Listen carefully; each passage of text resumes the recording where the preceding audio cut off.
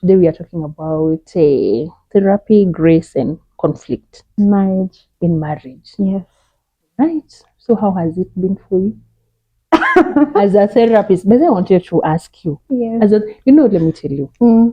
from this side of not being a therapist and a counselor, Yes. we fear getting married or even dating a Yeah. therapist or a counselor because Yeah. they'll tell you you're chewing like that because you passed, or You have you're trauma. snoring because when you were growing up.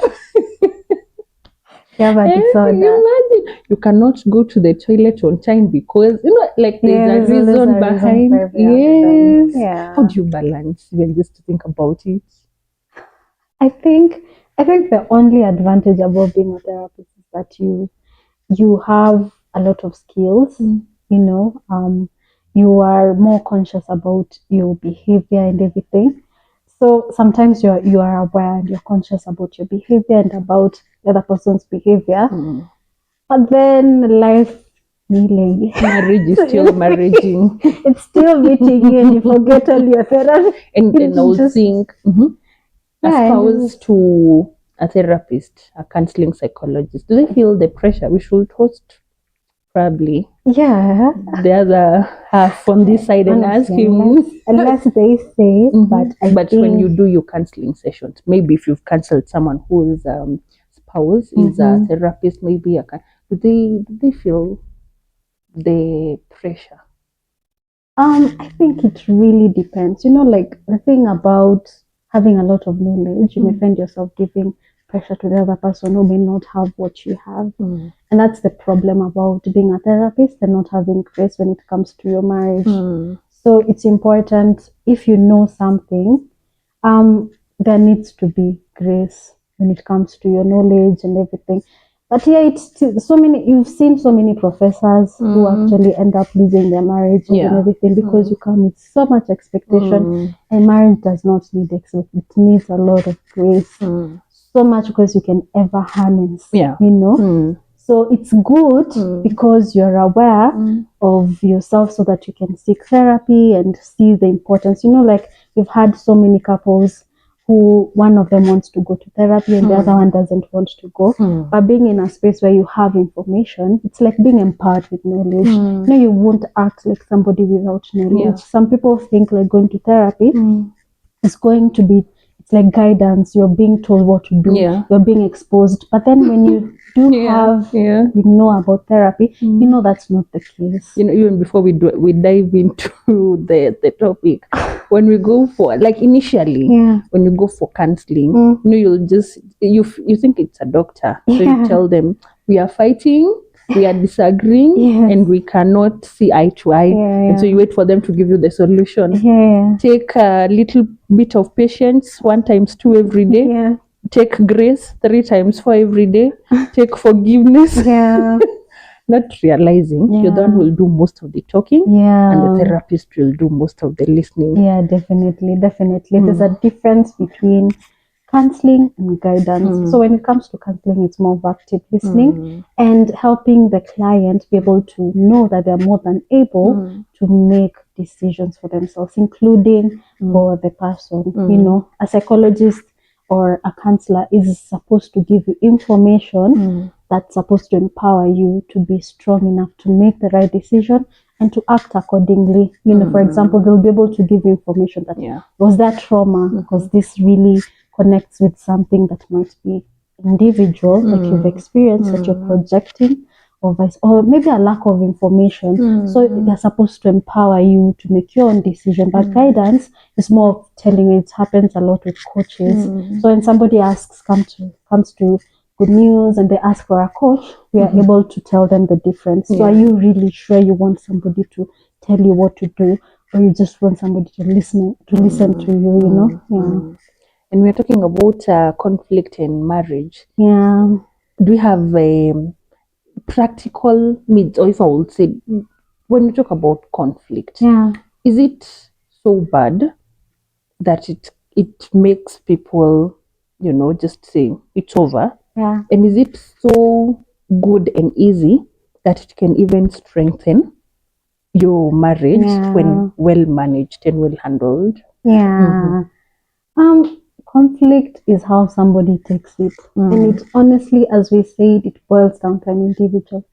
What do you perceive conflict as? Do you perceive it as a positive thing to empower your relationship? Like being able to communicate, I don't like this, please just adjust to this, or being able to negotiate or you see it as something you to run away from, or maybe when you're being conflicted, you are the problem, or you're being condemned. So how you see conflict really determines if your relationship will be able to actually stand or fall. If you're able to, and I think that's where grace comes in. It's very important for you are able to see conflict through grace. The sense that like it's important to not be so hard on yourself when you're conflicting with somebody. You can be so hard on yourself until you are not allowing yourself to learn through a situation, and you are putting yourself down, other than knowing sometimes it's not. You are just human and it's okay to conflict. It's okay. Just see through the pain and see what's being discussed. Don't be too tough on yourself. Be kind to yourself and you'll be able to pull through a conflict. Yeah. I will put you on the spot. Yeah. Are there situations that you've tried to extend grace? You've tried to go for therapy. Yeah. You've tried to look for good news. You've tried anything that you can ever think about. And maybe you can just tell someone here, we need everything. Yeah. Unfortunately, as we usually say, and I usually tell people, the world is broken. And there are situations we can't salvage. And it's okay. And things happen out here because it's simply broken. Sometimes it's not necessarily your fault, and you see it's not your fault also. Grace says don't be too hard on yourself. Sometimes focus on your own mental. You could be trying, but the other person is also not allowing themselves, because marriage is not a one-way thing. It's a two-way thing. Grace needs to come from the two of you as well. There needs to be that response. But if it's just you, the other person is not, you can't. It's okay. It's okay. Be kind to yourself. Don't be too hard on yourself. Know that you matter. You're valuable. Don't lose yourself in a situation, and you've already done your part. How according to you, and I know it's funny, how soon how soon should someone expect conflict, if there's any expectation of conflict? Now, as soon as you're human, you will. Are you human? Yeah. As soon as you're human, you'll definitely find and it's okay. Always come back to earth. You're human. You will conflict, and it is normal. It's okay. It's okay. Or maybe conflict is such a big word. We can synonym it to disagreement. Something even parents, kids. We disagree. We disagree with our kids. All of us disagree. As long as you're human, you're imperfect. You have different ideas from the other. You will disagree, and it's okay to disagree. The only thing is knowing that, seeing conflict as something healthy, something that you can work through, and it's not a bad thing. It's something you're able to understand, like you're able to communicate to the other person. Like, I don't like this. That's also conflict. But then being able to know that there's unhealthy conflict, where you're in a position where you're like, there's a lot of shouting, there's also a lack of understanding, and withdrawing, unnecessarily, and not giving yourself, each other the time to think and to relax. That's unhealthy. Sometimes it's important to take time apart, relax, calm down, and think through, encourage yourself a bit, so that you're able to see things clearly through that situation and see, is it really my emotion, or you just saw things differently? When you talk it through, you're able now to solve it. In one of the former, I think it's the one we did some few weeks back, I saw someone who was asking, and they were saying they resent their spouse so much because of conflict. Why would that be so? I think it could go two ways. It could be there is a negative response from the spouse that was unhealthy. It could be there was beating. And at the end of the day, you're human. Yes. You will feel stuff, and it's okay, or it could be you've interpreted things, like it could go very different. They didn't ways. make the bed. They don't respect me. Let me tell you, Darren, for making the bed. I was once there. Like, how did you wake up and not make the bed? Really? Or maybe you didn't take away your, what do you call it? You didn't take away, you didn't clear the table. But like I was saying, sometimes ladies, we are a bit, I don't know if it's because our things or the things we deal with more, so to speak, are everyday things. Because imagine how many times probably you've had the car and you spoiled it, or his gadget, whichever it is, and you mishandled it, and it's okay, I'll fix it. Sometimes, honestly, to be frank, according to how I've honestly analyzed, sometimes when we go with those expectations, sometimes it's normally an internal thing. We usually go into a space because there's something that we're actually looking forward to. Like maybe you want them to make the bed so that you feel a particular way. So if they don't, taking responsibility.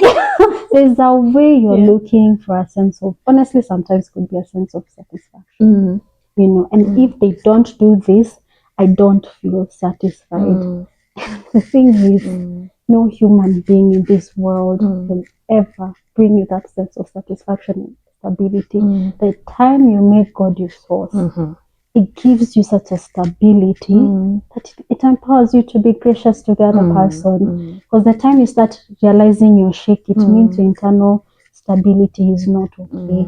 You can address some things, because sometimes there are things that need to, to grow slowly, but maybe they're not okay. So most guys, honestly, to be frank, even ladies, they don't make the bed because they are, or not just the bed, but just different things are just different. But sometimes we go with this when they do this, I'll feel a particular way, but then it's that one and then another one and then another one until you break down, because you're making them the one to give you that peace. If they make them give you that peace, but is that really what you're looking for? You need to be able to make God your stability and your peace. And even if you address something, you're not so harsh. You're not so harsh. You're able to be patient.